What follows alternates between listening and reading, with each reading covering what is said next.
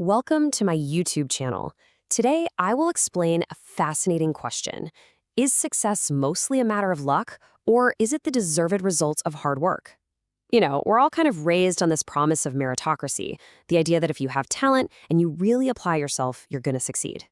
But what if that's only half the story? What if there's this huge invisible force out there that's quietly shaping our lives, our careers, and our fortunes? Well, today, we're going to pull back the curtain and take a good look at that force. I mean, really think about it for a second. If success was purely about talent and effort, then the world should look, well, pretty balanced. The most talented people would be the most successful, right? And success would be spread out in a way that makes sense. But that's just not what we see. When you look at something like wealth, you see a world of radical imbalance. A tiny, tiny handful of people hold a staggering amount of it, while almost everyone else has very little. This gap, this disconnect between what we think should be true and what's actually happening, that's the central puzzle we're going to try and solve today. So to unpack all of this, we're going on a 6-part journey. First, we'll start by taking apart the whole meritocracy myth with some really surprising data. Then, we're going to dive into the science of luck itself, and you'll see some computer models that reveal its hidden power. From there, we'll look at why it's so hard for us to even see luck, thanks to some quirks in our own psychology. We'll also examine how a small head start can snowball into a massive advantage. And finally, we'll look at the social cost of ignoring luck and ask, is there a better, more humble path forward?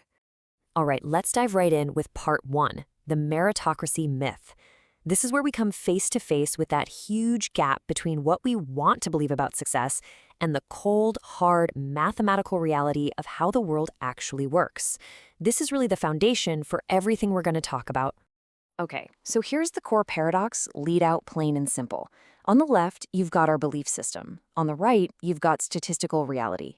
Now, human traits like intelligence, skill, even your willingness to work hard, they all tend to follow what's called a normal distribution, a classic bell curve. Just picture a gentle hill. Most people are somewhere in the middle, with a few folks at the high and low ends. But wealth and success, they don't follow a bell curve at all, not even close. They follow something called a power law distribution, which looks less like a hill and more like a cliff. A tiny number of people have an absolutely astronomical amount of wealth, and almost the entire rest of the population is clustered way, way down at the bottom. The shapes just don't match. Something else has to be going on. And that's something else? Well, that brings us right to part 2, the science of luck. We usually think of luck as this random, kind of trivial thing, like finding a dollar on the street. But what researchers are finding is that luck is actually a powerful, systematic force that can explain that massive gap we just saw. It's the hidden variable in the whole success equation. So what do we really mean by luck? Well, scientifically, it's not just about winning the lottery. It's any important event that's at least partly outside of your control. It could be a chance meeting that leads to a job, an unexpected opportunity that pops up, or something much, much bigger. For example, the economist Branko Milanovic calculated that a stunning half of your income is determined by just 2 things: the country you were born in and the family you were born into. Just think about that. That is a massive, life-defining stroke of luck before you've even taken your first breath. And this isn't just some abstract theory. They've actually tested it with a fascinating computer model. Scientists created this virtual world filled with people, and they gave them talent on a normal bell curve, just like in real life. Then they hit play on a simulated 40-year career for each person, and along the way, they throw in random lucky breaks and unlucky accidents. And the result? The final wealth distribution was a perfect power law curve, exactly mirroring the extreme inequality we see in our own world. But here's the kicker, the most stunning part. The most successful people at the very end were almost never the most talented ones.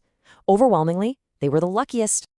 So if luck is this powerful, and we can actually prove it with models, why don't we see it? Why are we so insistent on saying that success is all about skill and effort? Well, the answer isn't in the data anymore. It's in our own heads.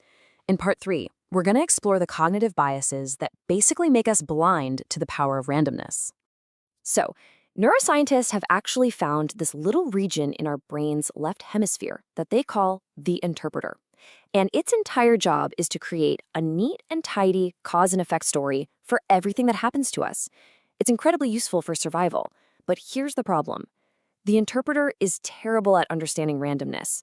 When it sees a successful outcome, say a promotion or a hit product, It immediately looks for a simple cause, like talent or hard work. It builds this nice, clean story and just completely edits out the messy, unsatisfying role of luck, because random chance just doesn't fit the narrative. Now, one of the main biases that feeds the interpreter's flawed stories is something called survivorship bias. This is our natural tendency to focus only on the winners, the successful CEOs, the star athletes, because they're the only ones we see. We don't see the thousands of others who had similar skills, who worked just as hard, but who failed because of a bad break or unlucky timing. This creates a really distorted picture of reality, making success look like a predictable result of skill, when it's often just a rare exception. This is illustrated perfectly by this famous story from World War II. The military wanted to add armor to their bombers to better protect them, so they looked at the planes that made it back from missions and they carefully mapped out all the bullet holes. The obvious conclusion, right, was to add more armor to the places that got hit the most. But this statistician, Abraham Wald, told them to do the exact opposite. He said no, reinforce the areas with no bullet holes. He argued that the bullet holes they were seeing only showed where a plane could be hit and still survive to make it back home. The most important data was missing. It was on the planes that didn't return. The spots on the surviving planes with no damage were the truly vulnerable places. By focusing only on the survivors, they were about to make a fatal mistake.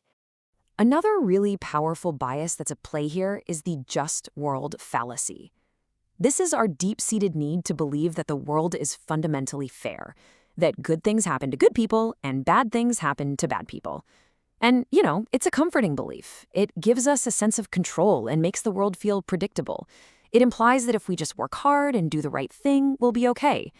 It's really a psychological defense mechanism against the scary reality that the world can sometimes be random and even unjust. And you hear the language of this fallacy everywhere.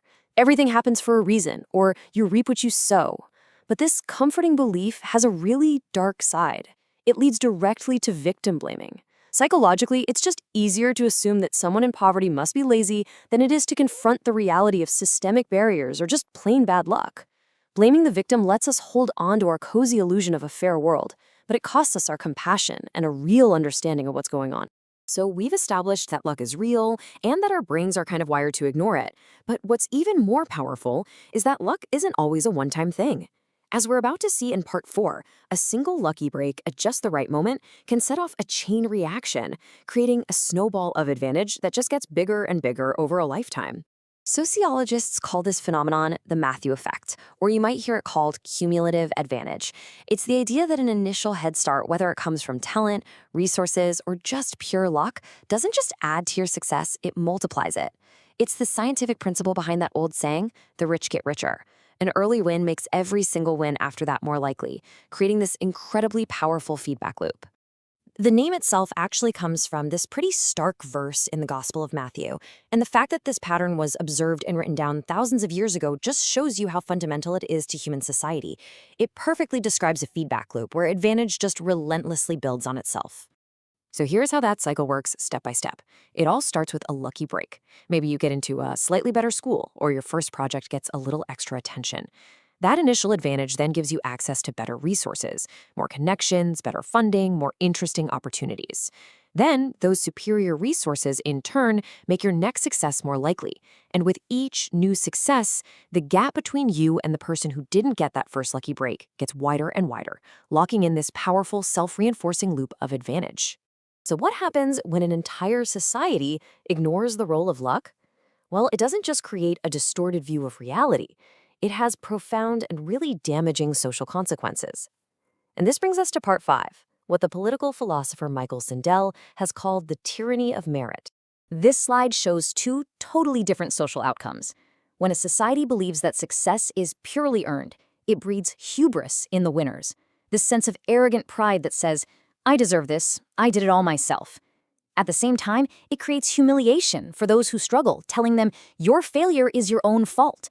But when a society acknowledges the powerful role of luck, the whole emotional landscape just flips. Success doesn't lead to hubris, it leads to humility and gratitude. And struggle doesn't lead to humiliation, it leads to empathy and this recognition of, there but for fortune go I. And this isn't just about feelings. This has explosive political consequences. Michael Sandel argues that this meritocratic hubris is one of the main drivers of the populist anger and deep social divisions we're seeing today. When the successful believe they earned everything they have, they're implicitly sending the message to everyone else, if you haven't made it, you have no one to blame but yourself. And that creates this powerful sense of grievance, a feeling that the elites are looking down on everyone else, a complaint that, as Sandel points out, is often completely justified. So where does all this leave us? I know it might sound a bit bleak, but acknowledging the power of luck doesn't have to be demoralizing.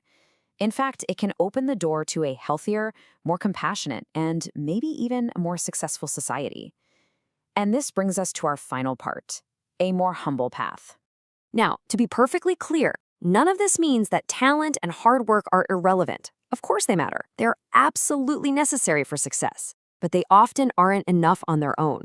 Acknowledging luck simply puts them in their proper context. It encourages humility in those who make it and lessens the burden of shame for those who don't. It makes a really powerful case for investing in the public goods that give more people more chances to get lucky, things like great schools, solid infrastructure, and public health care. And maybe most importantly, it reminds us to value the dignity of all work that contributes to our society, not just the jobs that happen to be the most financially rewarded. And so we end with a question to ask ourselves. When you look at your own life, your own achievements, how do you weigh that balance?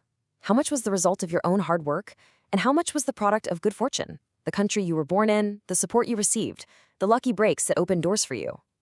There's no simple answer, of course, but just grappling with the question itself, that might be the most important takeaway of all. It could just be the first step on a more humble and more connected path. Thanks for your time for watching the whole video. Comment down your opinions about it and also share your experiences that have happened in your life. Also comment down what topic I should talk about next. Subscribe to my channel for more videos like that and click the bell notification icon to get notified when I upload my next video. Have a good day. Bye.